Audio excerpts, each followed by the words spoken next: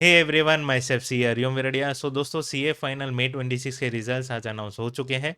सबसे पहले तो जो भी स्टूडेंट सीए बन चुके हैं उनको मेरा हार्टीएस्ट कॉन्ग्रेचुलेशंस। आप ये डिग्री को ट्रूली डिजर्व करते हो। ठीक है। जो स्टूडेंट्स अनसक्सेसफुल रहे हैं दोस्तों, आप भी डिजर्व तो करते हो, बट कहीं ना कुछ खामियां रह गई है जिनको हमको इम्प्रूव करना है ताकि हम नवंबर 26 में चार्टर्ड अकाउंटेंट बन सके। ठीक है। गोल क्या है? नाम के आगे दो शब्द लगाना, वो है चार्टर्ड अकाउंटेंट। ठीक। सो कौन सी चीज़ पे हमको काम करना है, सबसे पहले मैं उस पर बात करूंगा। दोस्तों, हमको हमारा प्रिपरेशन का लेवल है ना थोड़ा सा इम्प्रूव करने का ज़रूरत है। स्ट्रेटेजी भी चेंज करने का ज़रूरत है। ठीक है। अगर आप क्वेश्चंस की एक्सटेंसिव प्रैक्टिस नहीं कर रहे थे तो आपको बहुत ही ज़्यादा प्रैक्टिस करने का ज़रूरत है। एंड प्रैक्टिस भी रिटर्न फॉर्म में ज़रूरी है, specially in case of practical subjects like FR, AFM, DT and IDT. इसके क्वेश्चंस की आपको प्रैक्टिस करने की ज़रूरत है रिटर्न फॉर्म में। ये चीज़ को मैंने ऑब्जर्व किया है कि स्टूडेंट्स को एक डिफ़िकल्टी फेस होती है कि अगर वो रिटर्न प्रैक्टिस करके नहीं गया होता है ना, तो एग्ज़ाम में उसको अगला स्टेप क्या लिखना है वही समझ में नहीं आता। ठीक है। तो ये चीज़ को आपको ध्यान में रखना है। प्रैक्टिकल सब्जेक्ट अगर आप स्टडी कर रहे हो तो आपको रिटर्न प्रैक्टिस तो डेफिनेटली करना है। ठीक है। कुछ लिमिटेड प्रैक्टिस करो बट फिर भी आपको करना ही है। ठीक है। कम से कम आपका हाथ जो है वो चलना चाहिए। दूसरा है मैक्सिमम कवरेज। ये पर्टिकुलर आइटम में हमने ये चीज़ को समझ लिया कि इंस्टीट्यूट बुक के किसी भी कोने में से क्वेश्चन फ्रेम करके दे सकता है। स्टूडेंट का फिर ओपिनियन मैटर नहीं करता कि वो क्वेश्चन डिफिकल्ट है कि नहीं, या फिर कितने पिछले सालों में पूछा गया है कि नहीं। आपको हर एक चीज़ को कवर करना है, प्रॉपर एफर्ट डालना है कि जितना हो सके उतना हम लोग कवरेज करें। ठीक है। तीसरा and one of the most important aspect जो मैं इस चीज़ को हर बार बोलते रहता हूँ कि आपको हर रिवीजन में, ठीक है, जब भी आप पढ़ने बैठे हो, आपको एक कॉन्शियस डेडिकेटेड एफर्ट लेना है कि लास्ट 1.5 डे में हम लोग इसको किस तरीके से कवर करने वाले हैं, उसको आज ही आपको डिसाइड करना है। ठीक है। सो लास्ट 1.5 डे में आपके पास एक कंटेंट जो है वो नैरो डाउन होना ही चाहिए। इसको आप किस तरीके से कर सकते हो, सुनो। अगर आप कॉन्सेप्ट को पढ़ रहे हो, लेट्स सपोज आप किसी फैकल्टी का कॉन्सेप्ट बुक को रिफर कर रहे हो सके तो उसमें से ही कुछ अपने खुद के रिटर्न नोट्स बना लो। या फिर अगर आपको ये टाइम कंज्यूमिंग लगता है तो स्टिकी नोट बना लो, कुछ ना कुछ उस पर चार्ट बना लो, कुछ ना कुछ कंटेंट जो है वो छोटा सा लिख के उधर चिपका दो। ठीक है। इससे आपको लास्ट डे पे ना बहुत ही बेनिफिट मिलेगा। क्वेश्चंस की अगर मैं बात करूं तो लेट्स सपोज आप एक चैप्टर में 30 क्वेश्चंस को सॉल्व कर रहे हो। ठीक है। रिवीजन 1 में आपने 30 क्वेश्चंस को सॉल्व किए। नेक्स्ट रिवीजन के लिए आपको फर्स्ट रिवीजन में ही डिसाइड कर लेना है कि ये 30 क्वेश्चन में से मैं अगले रिवीजन में कितने क्वेश्चंस को सॉल्व करने वाला हूँ। ठीक है। फर्स्ट रिवीजन में ही मार्क कर लो कि 30 क्वेश्चन में से कौन से क्वेश्चन रिवीजन 2 में हमको कवर करने वाले हैं।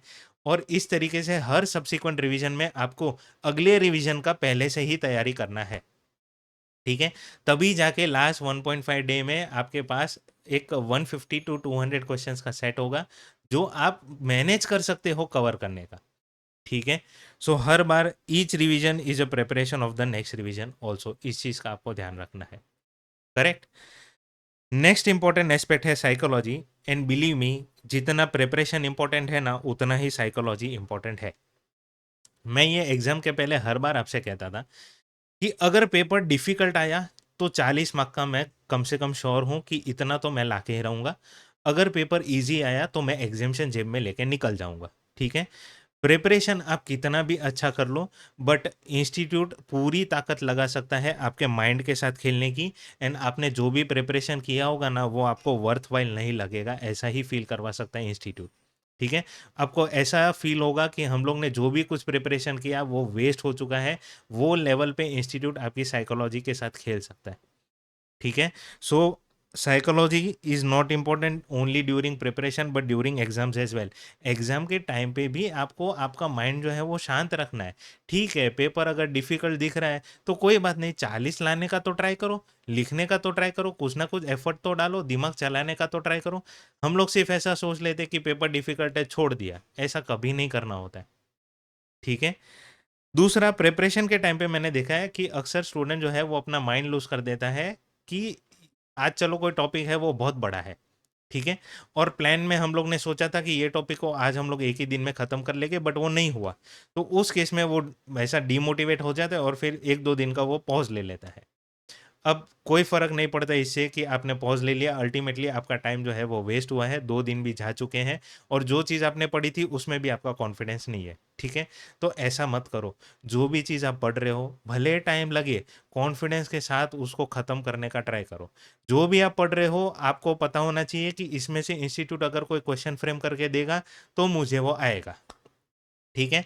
सो कभी भी माइंड के साथ है ना दोस्तों, किसी को खेलने मत दो। चाहे वो कोई भी टॉपिक हो, चाहे फिर वो इंस्टीट्यूट का एग्जाम पेपर हो, ठीक है? तीसरा है डिसिप्लिन दोस्तों। आई अंडरस्टैंड कि पढ़ाई सबको बोरिंग लगता है यार, किसी को पढ़ना नहीं पसंद, ठीक है? बट सीए का डिग्री तो पसंद है, ठीक है? रिस्पेक्ट मिलता है, पैसे मिलते हैं। हर रोज़ आपको एक कॉन्शियस डेडिकेटेड एफर्ट डालना है कि हाँ, हमको पढ़ना ही है, चाहे कुछ भी हो जाए, बोरिंग लगे, डिफ़िकल्ट लगे, हमको सीए का डिग्री चाहिए। रोज़ सुबह उठना है, वही टाइम टेबल को देखना है, उसको फॉलो करना है, पढ़ाई को ख़त्म करना है, ठीक है? डिसिप्लिन के साथ आपको पढ़ते ही रहना है, कोई भी आप एक्सक्यूज़ खुद को नहीं दे सकते। ठीक है? दुनिया की कोई भी तकलीफ आपके सामने आ जाए, बिलीव मी सीए के स्टडी से ज़्यादा कुछ इंपॉर्टेंट नहीं हो सकता, ठीक है? लास्ट डेडिकेशन दोस्तों, ऐसा है कि जब भी हम लोग फेल होते हैं तो हम लोग थोड़ा-सा मोटिवेशन जो है वो लूज़ कर देते हैं, व्हिच इज़ नॉर्मल। बट अगर आप ये डीमोटिवेट हो जाने से एक ऐसा डिसीजन ले लेते हो जो आपकी पूरी लाइफ़ को डिसाइड कर सकता है, तो मैं आपको अभी भी पॉज़ कर दूँ। अगर आप ये सोच रहे हो कि नहीं यार अभी बहुत हुआ, सीए बहुत काफ़ी अटेम्प्ट दे दिए, अभी छोड़ देते हैं।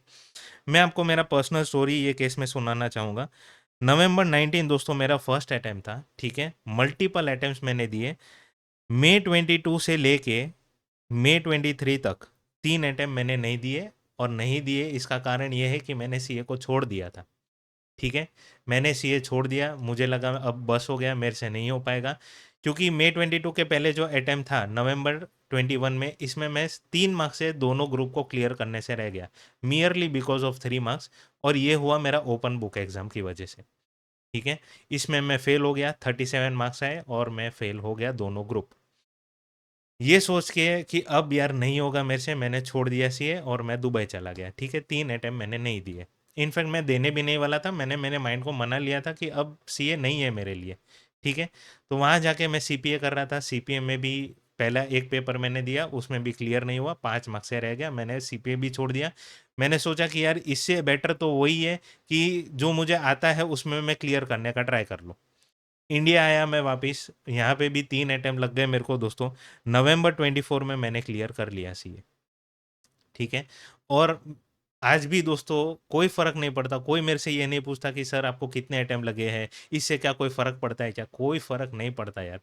थोड़ा बहुत ठीक है फ़र्क पड़ जाता है पैकेज वगैरह में, बट आप फिर भी एक सैटिस्फैक्टरी लाइफ़ ईज़िली जी सकते हो। सैटिस्फैक्टरी भी नहीं कहूँगा, आप बहुत ही खुश हो जाओगे सीए की लाइफ़ से, ठीक है? तो आपको कभी भी हार नहीं माननी है दोस्तों। देखो, रैंक होल्डर होता है या फिर फर्स्ट अटेम्प्ट क्लियर करने वाला जो बंदा है ना, उसके लिए तो अलग ही लेवल का मेरा रिस्पेक्ट है क्योंकि ये हर किसी चीज़ में माहिर होते हैं। टाइम मैनेजमेंट में, अपनी प्रिपरेशन में, अपने माइंडसेट को ध्यान में रखने में, सब कुछ चीज़ में ये माहिर होते हैं। बट अगर आप मेरे जैसे हो ना, जो फेलियर से गुज़र चुका है, प्रॉब्लम से गुज़र चुका है, तो मैं आपसे ये कहना चाहूँगा, आप भी चार्टर्ड अकाउंटेंट बन सकते हो। ठीक है? इट डज़ नॉट मैटर कि आपके पास रिटेंशन कैपेबिलिटी कम है या फिर आप चीज़ों को भूल जाते हो, आपको ऐसा लगता है कि नहीं यार अभी हमसे नहीं हो पाएगा, मेंटल ब्रेकडाउन्स होते हैं, हेल्थ के कुछ प्रॉब्लम्स हो रहे हैं, आपके घर पे कोई फाइनेंशियल प्रॉब्लम है, ये सारी तकलीफ़ें होने के बावजूद भी आप सीए बन सकते हो। ठीक है? मैं खुद को एक बिलो एवरेज स्टूडेंट मानता हूँ। मेरे में भी ये सारी खामियाँ थी, डिस्पाइट दैट मैंने इसको ओवरकम किया है एंड मैं सीए बना हूँ। मैं बना हूँ, तो आप भी डेफ़िनिटली बन सकते हो। ठीक है? लास्टली कुछ क्वेश्चंस हो गए आपके माइंड में कि सर एआई बेस्ड क्वेश्चंस हमको करने चाहिए कि नहीं, ठीक है? रिज़ल्ट आने के बाद तो मैं डेफ़िनिटली कहूँगा आपको कोई एआई वाले क्वेश्चंस करने की ज़रूरत नहीं है, ठीक है? मेरे व्हाट्सएप ग्रुप में एक स्टूडेंट है, एक्चुअली वो मेरा स्टूडेंट नहीं है, उसने तो बस मेरा बुक रेफर किया था और रिवीजन वीडियोस को वो देखता था, ठीक है? वो बुक को उसने 3 बार सॉल्व किया और उसी की वजह से उसको 57 मार्क्स आए, ठीक है? पूरा इसका क्रेडिट जाता है स्टूडेंट को कि ऐसे टफ पेपर में भी उसने अपना साइकोलॉजी जो है वो एग्ज़ाम के टाइम पे मेंटेन रखा। उसने क्लियर कट फ़ोकस किया होगा कि जितना आता है वो लिख लूँ मैं। ठीक है, जितना आता है वो मार्क्स मैं मेरे जेब में डाल के आ जाऊंगा। 57 मार्क्स आए। मेरे बुक में कोई एआई वाले क्वेश्चंस नहीं है। मे 26 के बाद मैंने कुछ ऐसे एरियाज के क्वेश्चंस डाले हैं जो इंस्टीट्यूट के बुक में है, ठीक है। कुछ कॉन्सेप्ट्स ऐसे हैं जो इंस्टीट्यूट ने अपने बुक में डाल के रखे हैं, बट उस पर कोई क्वेश्चन नहीं है, तो उस पर मैंने क्वेश्चन बना के डाला हुआ है। बट अलग से मैं आपको मना करूंगा कि आपको एआई वाले क्वेश्चंस की प्रैक्टिस करनी चाहिए, डेफिनेटली नो, कोई ज़रूरत नहीं है इसकी। ठीक है, वो स्टूडेंट ने 57 मार्क्स स्कोर कर दिए, आप भी चाहते तो कर सकते थे, एटलीस्ट 40 ला सकते थे। ठीक है, तो मैं अभी भी आपसे यही कहूंगा कि आपको कोई ज़रूरत नहीं है एआई वाले क्वेश्चंस करने की, ये आपका टाइम वेस्ट करेंगे, मेरे को ऐसा फील हो रहा है। ठीक है, लास्ट 1.5 डे पे आप एआई वाले क्वेश्चंस पे फोकस नहीं करोगे, इतना आपको पता है।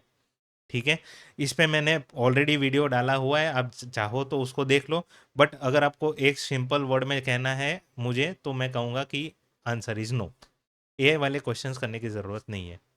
ठीक है, अच्छा, बोथ ग्रुप या फिर सिंगल ग्रुप, एग्जाम फेल हुए सर, अभी हमको डिसीजन लेने में तकलीफ हो रही है कि दोनों ग्रुप करें या एक ग्रुप करें। बेटा, आपको किसी भी इंसान का इसमें सुनने का ज़रूरत नहीं है कि दो ग्रुप करना चाहिए या एक ग्रुप करना चाहिए। किसी का ओपिनियन आपके लिए इस चीज़ में मैटर नहीं करता, सिर्फ आपको ये डिसाइड करना है। ठीक है, क्यों मैं ये कह रहा हूँ, क्योंकि आपको खुद की कैपेबिलिटी, रिटेंशन कैपेसिटी, ये सब जानना ज़रूरी है कि आप दोनों ग्रुप एक साथ टैकल कर सकते हो कि नहीं। ठीक है, मैं ऐसा पर्सन नहीं था, तो मेरा तो धीरे धीरे ही कंप्लीट हुआ है। ठीक है, दोनों ग्रुप मैंने एक साथ क्लियर नहीं किए, मेरे तो 2-3 पेपर में एग्जामेशन थे, उसके बाद बाकी का जो बचा कुचा वो मैंने क्लियर किया था। ठीक है, तो मैं तो खुद कहता हूँ कि मेरे दो ग्रुप का कैपेबिलिटी नहीं है, इसलिए मैं अगर क्लियर करना चाहता तो भी दो ग्रुप नहीं कर पाता। ठीक, तो उस केस में मैं आपको कहूँगा कि आपको खुद ये डिसीजन लेना चाहिए कि दोनों ग्रुप अगर आप कर पा रहे हो, आपकी कैपेबिलिटी है, आपने पहले ये चीज़ को फेस किया है, तो आप डेफिनेटली दो ग्रुप कर सकते हो। बट आप अगर जॉब कर रहे हो या फिर आपको लग रहा है नहीं यार दोनों ग्रुप एक साथ नहीं हो रहा है, थोड़ा सा स्ट्रेटेजी बदल के देखते हैं, तो आप एक ग्रुप पे फिर फोकस करो। ठीक है, बट जो भी आप डिसीजन लो, ऐसा भी ना हो कि आप एक ग्रुप अपियर करने का डिसाइड किए हो तो एकदम आराम के मूड में आ जाओ। ठीक है, ऐसा कभी नहीं करना है। ठीक है, सो आप चाहो ऐसा डिसीजन ले सकते हो, मेरा सिर्फ आपसे एक कहना है, आपका डिसीजन जो है वो किसी के इन्फ्लुएंस में नहीं होना चाहिए कि कोई क्या कह रहा है उस पर। ठीक है, जाने दो वो चीज़ को, खुद कुछ डिसीजन लेना सीखो। ठीक, लास्टली मैं कहूँगा कि आपका जो भी फेलियर हुआ है उसको ज़्यादा से ज़्यादा हो सके उतना क्विक वे में एक्सेप्ट करने का ट्राई करो। ठीक है, जितना ज़्यादा आप जल्दी एक्सेप्ट कर लोगे कि हाँ सर हमारा गलती हुआ है, कुछ ना कुछ कुछ ऐसे एरियाज थे जहाँ पे हमने मिस्टेक की थी इसीलिए हमको फेलियर हुआ है, उतना ही आपके लिए बेटर होगा, ताकि आप अपना प्रिपरेशन जो है वो जल्दी से जल्दी स्टार्ट कर सकते हो। मैक्सिमम आपको टाइम देना है खुद को 2 दिन का। ठीक है, आज का दिन ले लो आप और कल का दिन, बस इससे ज़्यादा आप खुद को टाइम नहीं दे सकते, क्योंकि इससे भी बड़ी अपॉर्चुनिटी होगी नवंबर 26 में, क्योंकि वो टाइम में आप अपने नाम के आगे लगाने वाले हो सीए का प्रीफिक्स। ठीक है, सो 2 दिन देने हैं, आप जो भी चाहो वो कर लो, रो लो या कहीं पे बाहर जा लो, अच्छा खाना खा लो, दोस्तों के साथ थोड़ी हंसी मजाक कर लो, जो करना है वो कर लो। बस 2 दिन ख़त्म होते ही मेरी ऐसी इच्छा है कि आप अपने टाइम टेबल पे आ जाओ। ठीक है, जी तोड़ मेहनत करना पड़ता है सीए बनने के लिए, और ये प्रीफिक्स आपके नाम के आगे डेफिनेटली नवंबर 26 में आ ही जाएगा। ठीक है, आपको कोई भी प्रॉब्लम हो आप बिंदास मेरे को अप्रोच कर सकते हो, व्हाट्सएप पे कॉल कर सकते हो, I am always ready for helping students. ठीक है, आप जब चाहो मुझे कॉल कर सकते हो। ठीक है, सो दोस्तों आज के लिए बस इतना ही, मिलते हैं अगले एपिसोड में, बट तब तक के लिए thank you very much, have a nice day.